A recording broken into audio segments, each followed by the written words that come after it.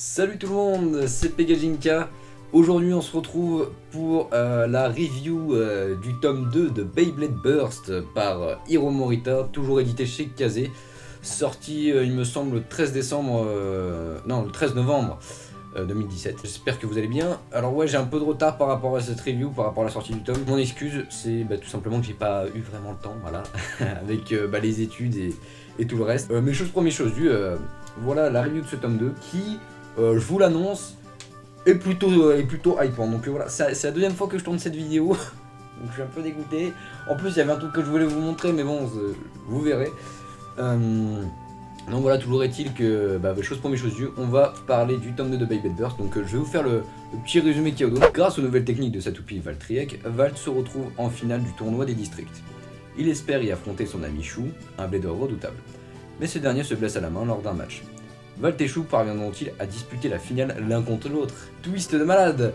Donc je vais vous raconter un peu ce qui se passe dans ce tome 2 de Beyblade Burst et vous donner mon avis au fur et à mesure. Bien évidemment, vu que je vais raconter ce qui va s'y passer, si t'as pas envie de te faire spoiler, ne regarde pas cette vidéo.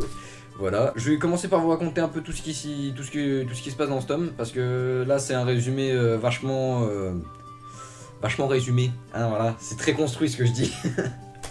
Voilà, donc en gros, dans ce tome 2, on nous avait laissé sur Valt qui battait Wakia en demi-finale du tournoi des districts, donc le district de Bayokoma il me semble, et on va donc voir l'autre demi-finale, donc celle de Shu Kurenai contre Gimba Orochi.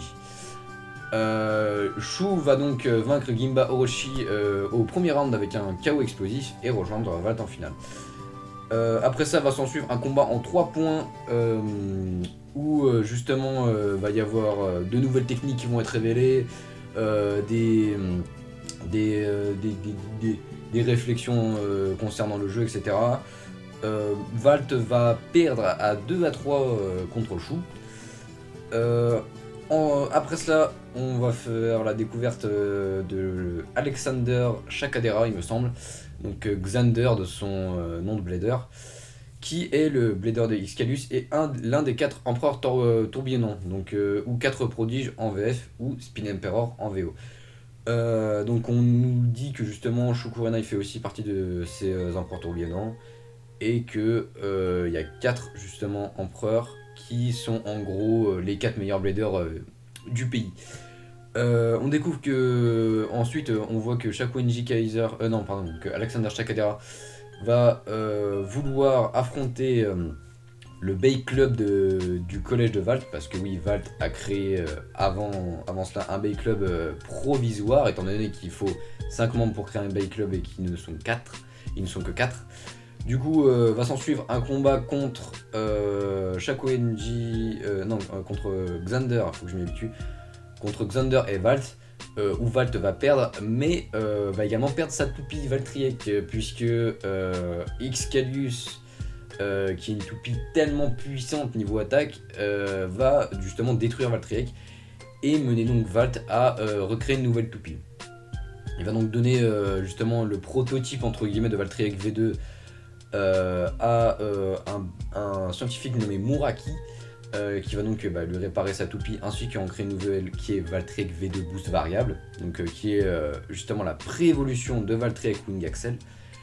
Valt, étant donné qu'il l'a perdu contre Shu en finale du tournoi district et qu'il souhaite justement le retrouver au tournoi national, il a été, on va dire, invité au tournoi de repêchage qui lui permettra de revenir au tournoi national.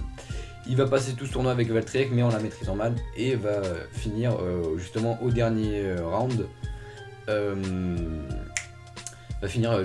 au dernier combat par maîtriser Valtryek, et on n'en sait pas plus pour le moment. Voilà. Qu'est-ce que j'ai pensé personnellement de ce tome de Beyblade Burst? Moi j'ai trouvé ça vraiment très cool. Le tome 1 m'avait, on va dire, bien mis l'eau à la bouche. Là, c'est beaucoup mieux. Enfin, ça m'a pas déçu, on va dire. Et ça même fait remonter mes espérances, en fait. Même si je savais, entre guillemets, ce qu'il y avait dedans, on va dire que quand je l'ai lu, je me suis mis un peu à faire des réflexions que je n'avais pas faites en première lecture, on va dire. Donc ouais, le combat Gimba Orochi, donc Shu qui arrive en demi-finale. En soi, le combat il est pas ouf, mais on va dire qu'il témoigne justement de la suprématie de Shu Kurenai dans ce tournoi. Ça nous montre bien que c'est un blader hors pair, que il est complètement pété, qu'il est au-dessus de tout le monde. C'est vraiment bien montré par la mise en scène. Déjà il gagne au premier round, et surtout il arrive à trouver un putain de contre. À la limite en 2 pages. Bon, c'est forcément c'est pas 2 pages, c'est pas forcément très court ou très long étant donné que c'est un bouquin, mais en quelques moments il va trouver un contre à la technique de Gimba Orochi, donc avec son driver blow, voilà, ça nous montre vraiment que Shu Kurenai est un personnage qui maîtrise sa toupie Sprison au plus haut point, qu'il est over cheaté. Et dans ce combat, justement, Shu Kurenai va se blesser à la main. Donc déjà, sa blessure, elle est beaucoup plus crédible que dans l'animé. Je suis désolé. Dans l'animé, il se blesse même pas la main, il se blesse le bras en tirant trop fort. Je suis désolé quand je le redis, je peux pas m'empêcher de me marrer. Et là, c'est beaucoup plus crédible dans le sens où, au moment de tirer leur toupie, Shu Kurenai et Gimba Orochi vont en gros se croiser la main. Ils vont tirer, se taper le poing, on va dire, assez violemment. Sauf que Gimba Orochi, il avait des sortes de bagues, il est un peu bling bling. Et du coup, forcément, ça va niquer la main à Shu. Et un médecin va lui dire justement qu'il peut pas continuer dans ces conditions, sinon il pourra ne plus jamais jouer au Beyblade de toute sa vie. Et là, encore une fois, dans un manga, je suis désolé, qui se veut pour enfants et qui est réaliste, c'est un putain d'élément de mise en scène qui pose des enjeux, bon, certes mineurs, hein, qui sont pas oufissimes, mais qui instaurent une certaine chose. Enfin, on voit quand même que qu'il y a du boulot, de l'imagination, que l'auteur veut vraiment rendre son œuvre, on va dire, un minimum crédible, que ce soit pas juste des combats de toupies, on va dire basiques, sans apport, on va dire...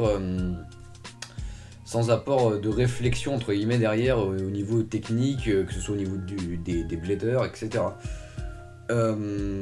Ensuite, justement, j'en étais où ? Ouais, donc le combat Valt Shu Kurenai était très bon, à mon sens, il était même meilleur que dans l'animé.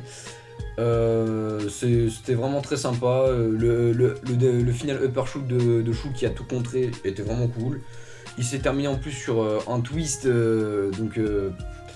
en gros, les deux toupies étaient en fin d'endurance et c'est Sprison qui a gagné d'un moment.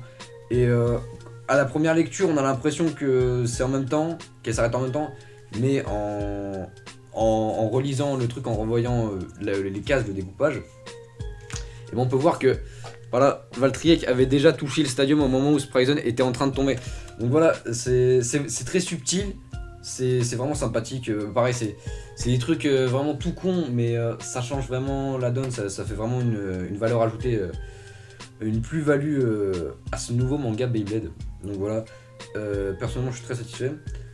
Ensuite, donc le combat Shakuinji, putain je vais le dire je sais pas combien de fois, Xander contre Valt, qui était lui aussi très bon, qui nous développe justement le côté attaque vraiment extrême de Iskalius, avec un développement sur son driver en caoutchouc et le fait que justement son épée concentre justement 100% de ses coups sur un seul point. Et vraiment pareil, ça c'est vraiment des explications techniques de toupie que si celles-là elles sont expliquées dans le manga, mais on va dire que c'est montré d'une manière bien plus on va dire fluide, on casse pas le rythme, etc. À mon avis c'est bien meilleur que dans l'animé, puis c'est bien plus développé à mon sens, donc voilà. À ce niveau là c'était très bon. Donc ensuite pareil, la maîtrise de Valt par rapport à Valtryek, j'ai trouvé ça très intéressant de le faire recommencer entre guillemets à zéro avec une nouvelle toupie, de voir qu'il maîtrise pas sa nouvelle toupie et justement le faire maîtriser petit à petit entre guillemets, même si au cours d'un chapitre sa toupie, même s'il a pas fini de la maîtriser, hein, voilà, pour vous hyper un peu. Également l'explication concernant le driver Giro, je crois, de Yggdraon était sympathique, hein, voilà. Mais surtout l'explication de pourquoi Valt maîtrise Valtryek, c'est parce qu'en fait il doit être extrêmement stable et justement ça libère toute la puissance de Valtryek. Et pareil, ça nous met une mise en scène qui est plutôt bonne, c'est qu'en fait La toupie est tellement rapide quand il la maîtrise que Hydreion n'a même pas le temps de tomber dans le stadium que paf, elle s'est fait toucher à la burst. Donc pareil, ça c'est des indices de mise en scène, des éléments de mise en scène qu'on retrouve pas dans l'animé et c'est bien dommage. Mais enfin, en tout cas, c'est bien dommage pour l'animé, mais c'est meilleur évidemment concernant le manga, d'avoir des trucs comme ça qui, franchement, à la lecture, ça passe tout seul quoi. C'est vraiment, enfin, on se fait pas chier, Donc voilà, pour moi, ce tome 2 de Beyblade Burst, c'était réellement du très très bon. Je regrette pas cet achat. J'ai vraiment hâte de voir le 3, ce que ça va donner et tout. Donc voilà, maintenant je vais vous montrer ce que je voulais vous montrer, mais qui du coup, bon, maintenant c'est tout pété. Donc en fait, dans ce tome 2 de Beyblade Burst, normalement on vous offre des vignettes Panini de Beyblade Burst. Sauf que, vu que ça fait 2 fois que je tourne, et j'ai déjà ouvert le truc. Donc voilà, je vais quand même vous montrer ce que j'ai eu, mais bon, j'aurais bien aimé ouvrir la première fois avec vous. Ça aurait fait plus authentique, bon c'est pas grave. Donc voilà ce que j'ai eu une Valtryek V2 en train de burst. Donc 162. Là j'ai eu une Spryzen, enfin une vignette Spryzen, donc vignette 122. Là j'ai eu le bas de Ken Midori, il me semble. Vignette 130. Et là j'ai eu le bas du corps de Shakwenji. Putain, je veux le dire à chaque fois, je suis désolé, de Xander Shakadera, donc vignette 140.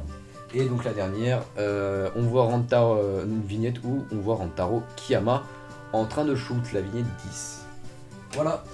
Donc voilà, c'était ma review du tome 2 de Beyblade Burst, sorti le 13 novembre 2017 chez Kazé par Hiro Morita.